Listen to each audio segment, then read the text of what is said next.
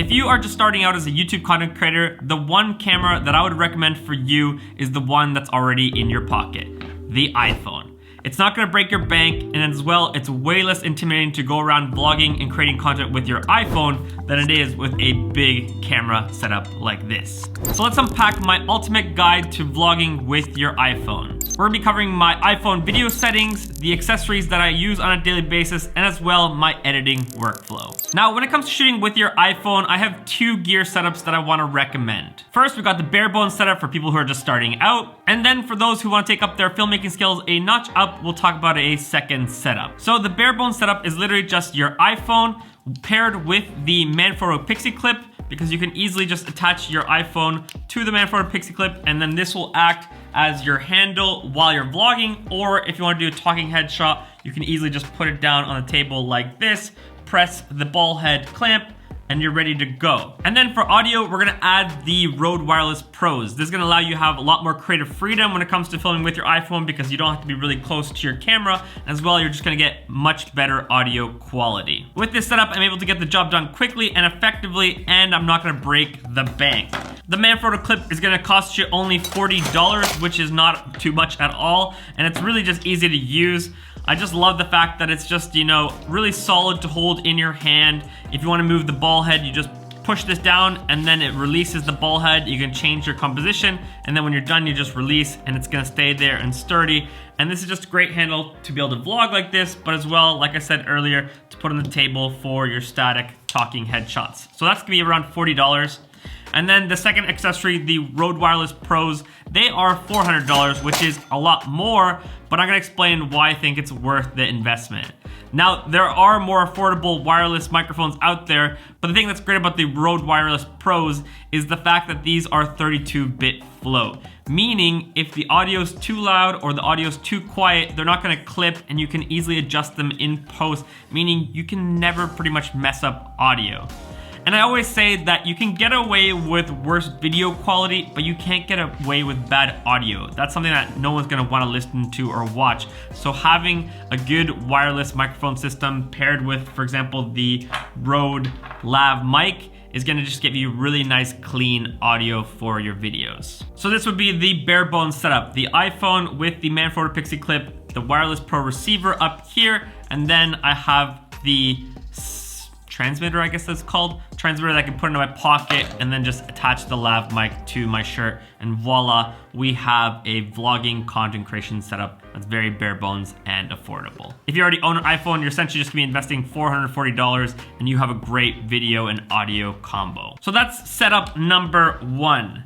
Now, if you wanna step up your game when it comes to filmmaking and getting the best quality out of your iPhone, then the second setup that I would suggest is the Light Chaser Pro.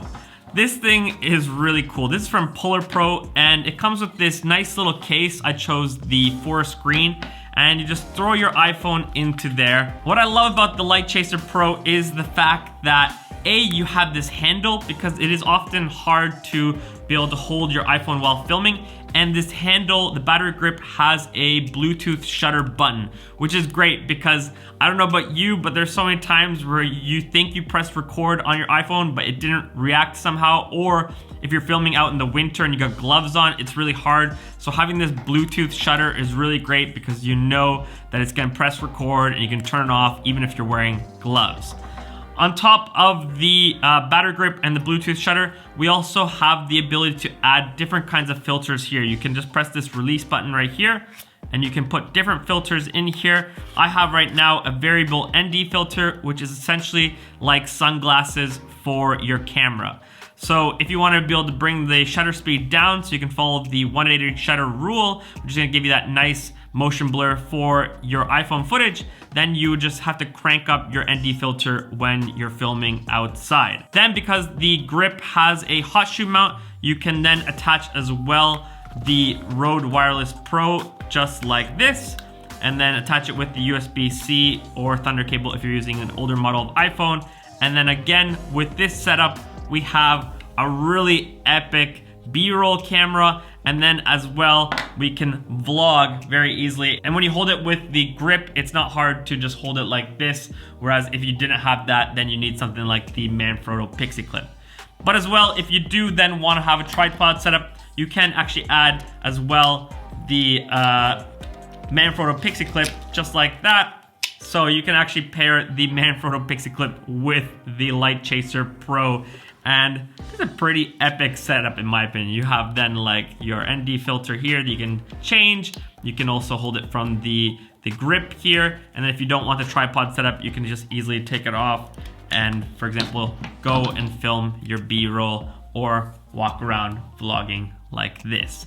So those are the two setups that I would recommend if you are gonna do content only with your iPhone. You got the bare bones setup, and then you have the step up with the Light Chaser Pro 15. I'll make sure to link all these below for you guys to check out if you're interested in grabbing these. Before we jump into my iPhone camera settings, I want to share some exciting news with you guys. Enrollment for Creator Autonomy, my mastermind on how to build your own personal brand, is opening up on April 24th. If you are a content creator or you want to build your own personal brand, this mastermind is for you. You're going to learn everything you need to build your own personal brand and how to monetize it.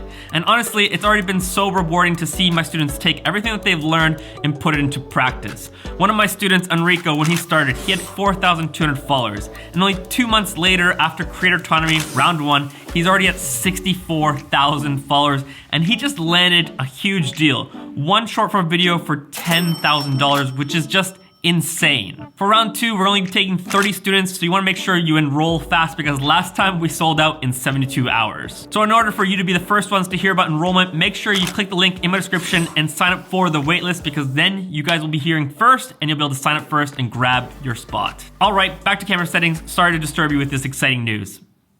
Actually, I'm not this sorry. When it comes to shooting video with my iPhone, here are the settings that I'm using. If I'm vlogging, I'm gonna be filming at 24 frames per second or 25 frames per second if you're from Europe. And then if I wanna film more B-roll slow motion footage, then I can film at 60 frames per second or 50 frames per second if you're from Europe. Then I film in 4K resolution, and there's 2 reasons for that. First, I wanna have the best quality footage possible. And second, I want enough resolution so that I can crop in and change the dynamicness of my footage. So I think filming in 4K is best for that. Then I'm gonna turn on the enhanced stabilization on because I want as smooth as possible footage, and it's okay even though it crops in a little bit because I'm filming in 4K. HDR video I turn off because it's an absolute nightmare to color grade. As well, most people aren't watching YouTube content on an HDR monitor, so there's no point. Auto frames per second, I turn that off. Lock camera off, and then lock white balance on.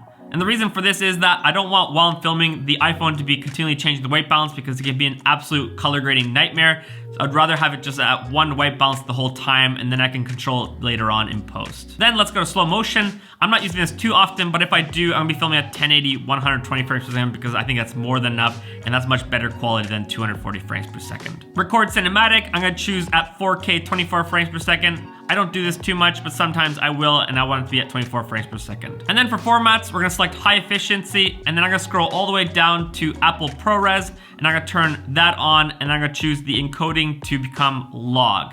Now, I personally film in Apple Log, especially when I'm filming more B-roll content, because I really want to be able to get the best quality possible and the ability to color grade it in the direction that I want. But if, for example, you're filming a talking head shot like this, I probably wouldn't recommend filming Apple Log because a 10-minute clip is gonna be huge. And as well, maybe for a talking head shot, being able to color grade and push it into a certain direction isn't as important, whereas with B-roll, it's much more important. So, food for thought. Take that into consideration. You might not want to have huge files unless you're just going to delete them anyways after editing that video. Then that's a whole different story. Then for preserve settings, I like to have them all just checked on. That way when I, close my iPhone, open back up, all the same settings are going to be there again. Save me a lot of time in the process of filming. Grid and level I have turned on because that way when I'm filming, I know that's going to be leveled with the horizon, or having the grid is going to help me with the rule of thirds. But that's all for the video settings. Hopefully this clears the air because a lot of times there can be a lot of confusion about what settings to use. Of course, people have different preferences, but these are the ones that I use. So if you enjoy my iPhone footage, then I would follow using my settings. Another tip when you're filming with your iPhone is to make sure that you're filming with your back camera lenses, not with your front camera lens. I know it is tempting to film with your front camera lens because then you can see yourself on the screen and know what it looks like. But the front camera lens is significantly poorer quality than the back camera lenses. I personally use a 0.5 ultra wide lens when I'm vlogging because I find that that is able to film me and the environment that I'm in, which is what you want when you're vlogging. You don't want just a bobbing head effect with a tighter lens.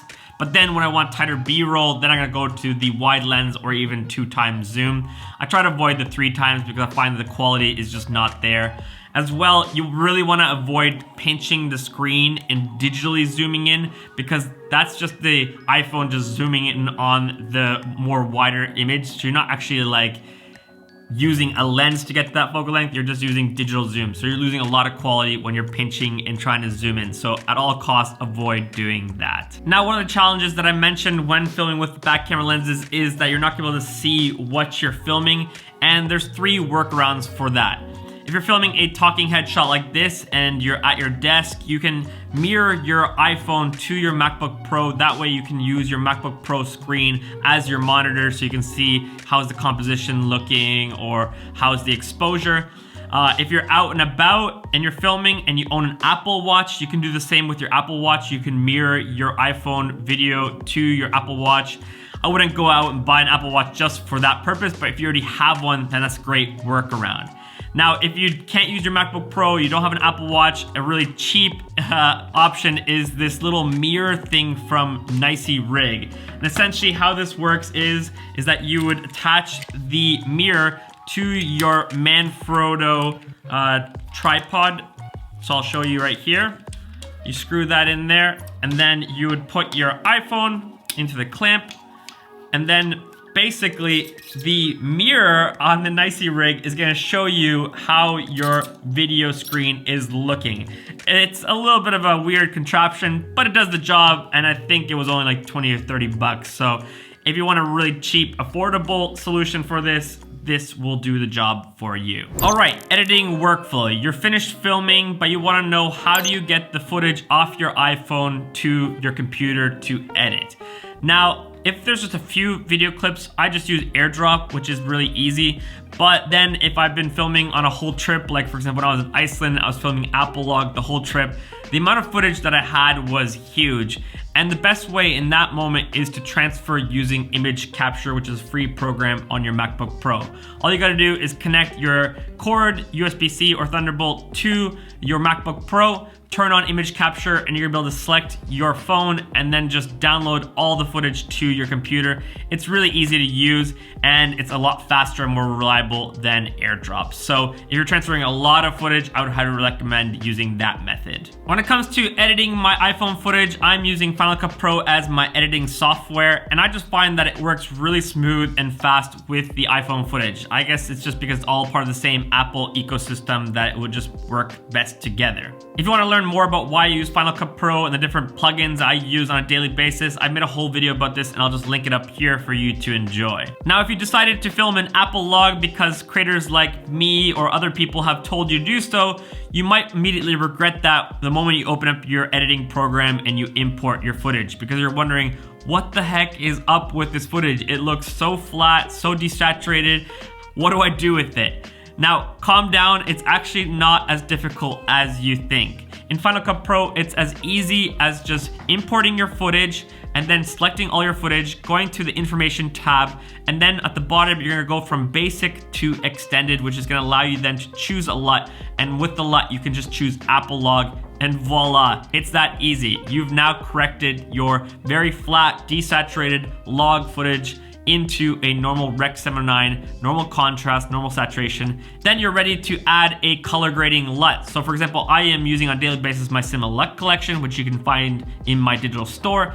And what I do is I just grab a custom LUT effect, throw throw that onto an adjustment layer, and then I'm gonna choose my favorite grading LUT. So let's choose, for example, this one, grading LUT number 2. Bring down the strength from 100% anywhere down to maybe 60 to 70%, somewhere around there. And then from there, I'm gonna add a color wheel on top of that custom LUT, and then I'm gonna do just basic color correction. So that could be just white balance and exposure tweaks. It's that easy to color correct and color grade your Apple log footage. Again, if you did enjoy my cinema LUTs, I will make sure to link them below for you to check out. So that, in a nutshell, is my ultimate guide to vlogging with an iPhone. If you are as well interested in just learning about the art of vlogging, I've actually done a whole video where I teach about everything that I've learned when it comes to vlogging over the last 5 years. So make sure you check out that video here.